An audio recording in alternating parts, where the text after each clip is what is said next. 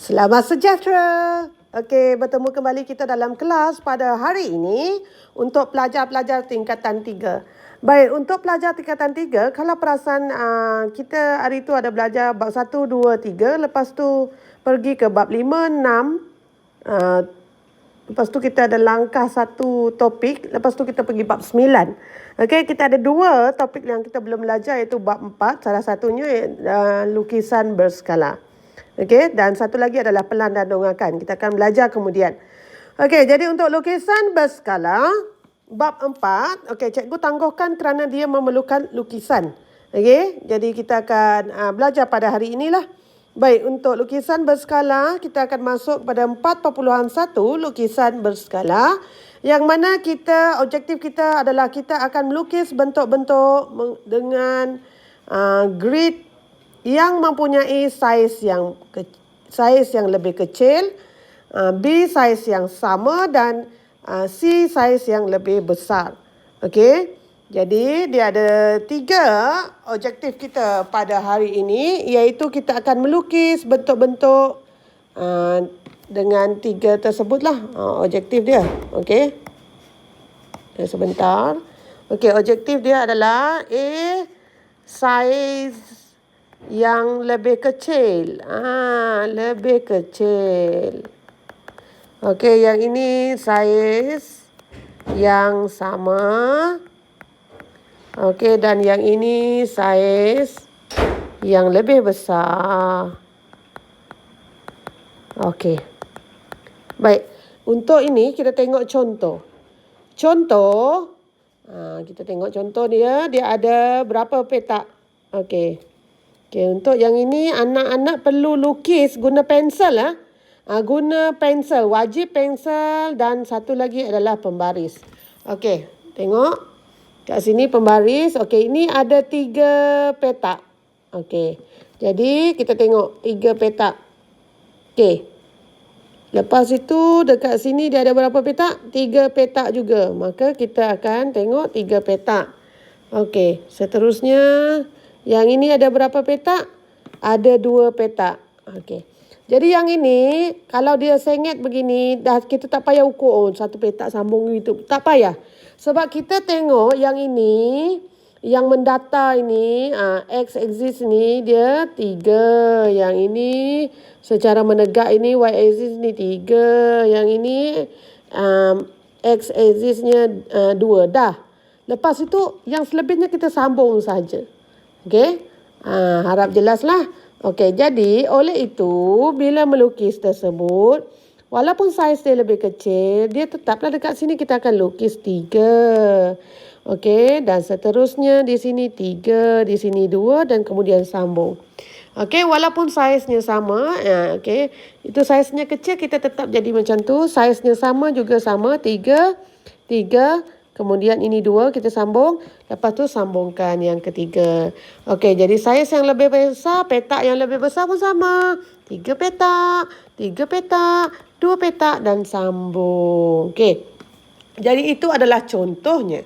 Okey, jadi anak-anak perhatikan. Walaupun petaknya berbeza saiz, tetapi bentuknya masih lagi sama.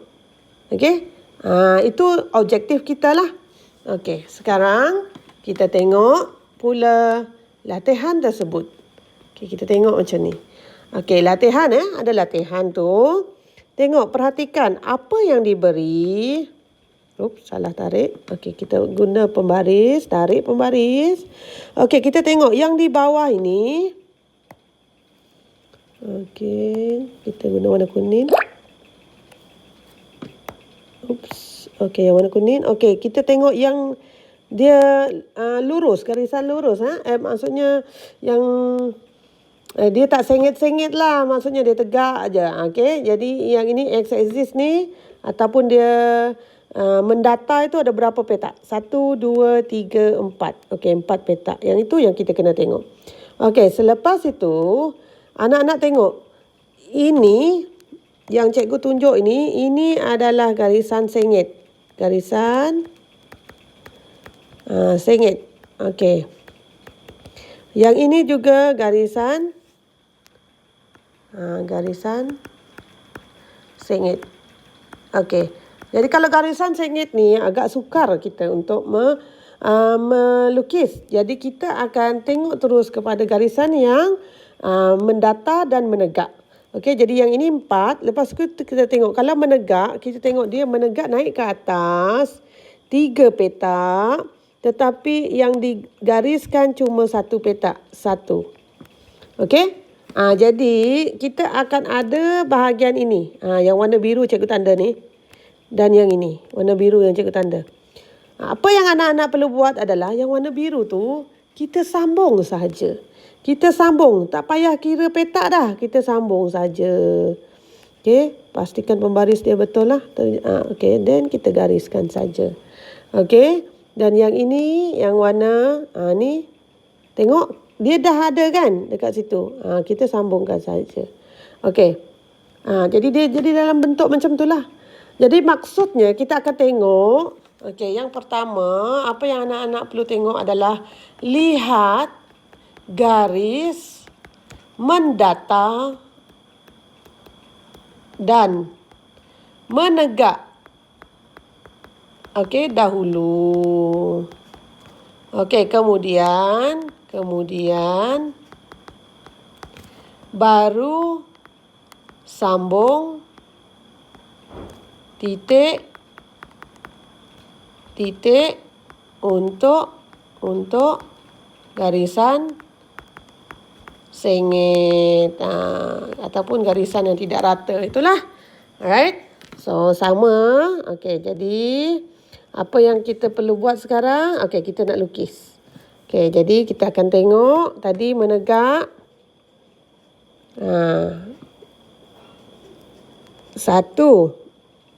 Lepas tu ada 2 petak. 2 petak ke bawah kan? Okey. Jadi lepas tu kita tengok kat sini. Dia ada 4. Okey, 4. Okey, cikgu buka besar sikit. Tak boleh besar lagi dah. Ni besar je. Okey. Okey, kita ulang balik. Terdelete pula. Okey. Jadi 4. Okey, 4 kat bawah. Okey, so seterusnya apa yang kita perlu buat? Sambungkan tu.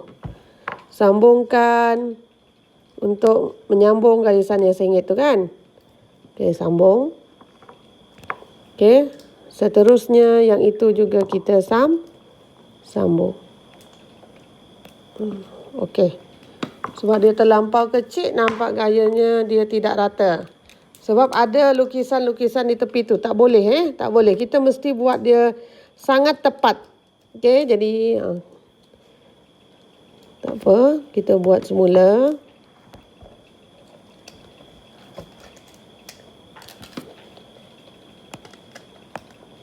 Atau cikgu buat. Okey. Lepas tu buat. Okey, tegak Okey, lepas itu sambungkan untuk garisan yang sengit itu. Titik-titik itu untuk membentuk garisan yang tegak. Okey, gitu. Seeloknya jangan ada sisa-sisa garisan tu lah. Okey, sebab ini dia terlampau kecil. Okey, mungkin dia ada gangguan dekat situ. Dan apabila kita menggunakan apps, dia tidak berapa tepat lah. Okey, kalau guna kertas, harap-harap anak-anak buat tepat. Okey, sekarang garisan yang sama besar. Okey, yang ini agak mudah. Okey, dia sebab sama besar kan. Okey, tengok 2 petak dan kita buat satu garisan.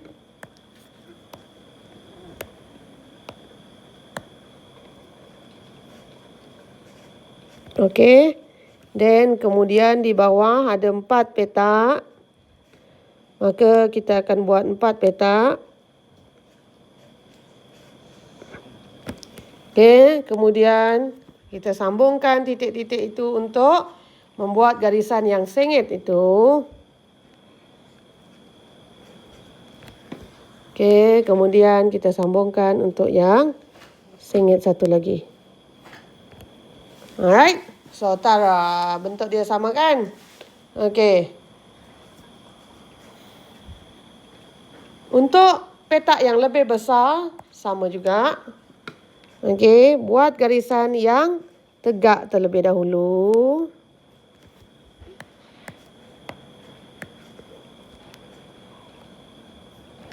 Langkau 2, kemudian buat garisan yang mendatar.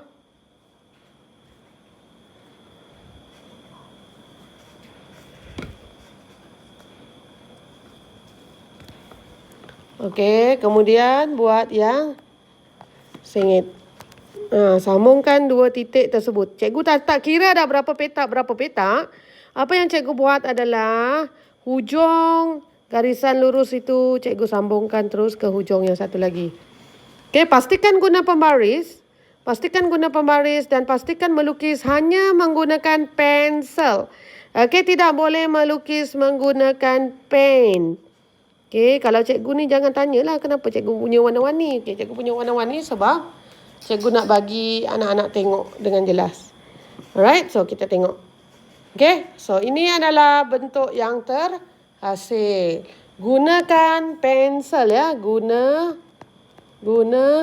pensel dan pembaris.